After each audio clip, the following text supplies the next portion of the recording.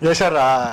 Doon sa kaya Miss Joey Cruz, ang ano ko lang, bilang isang dating tauhan ng gobyerno, wag lang sana tayong magpakita ng anumang kagaspangan para hindi tayo napapansin ng publiko.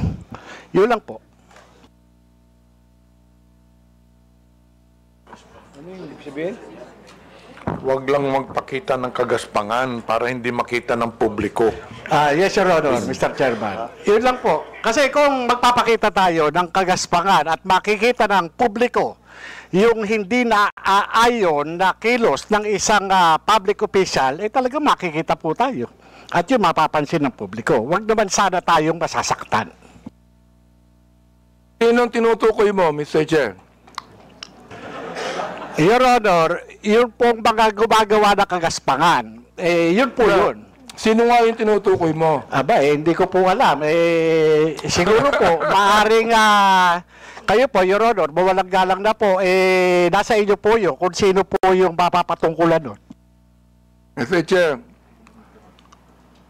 ano ba yung kagaspangan na narinig mo? Sino nagsabi ng kagaspangan? Your Honor, ito po bilang isang dating tauhan ng gobyerno. Nagiging maingat dapat ang isang tauhan ng gobyerno habang siya ay nanunungkulan.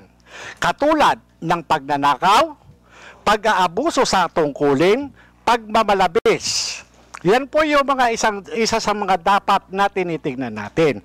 At kung tayo man ay tauhan ng gobyerno, dapat ginagampanan natin ng buong husay, buong giting, tulad ng mga alagad ng batas na handang ialay ang sarili niyang buhay para lamang doon sa sinumpaang tungkulin. Mr. Chairman, Your Honor.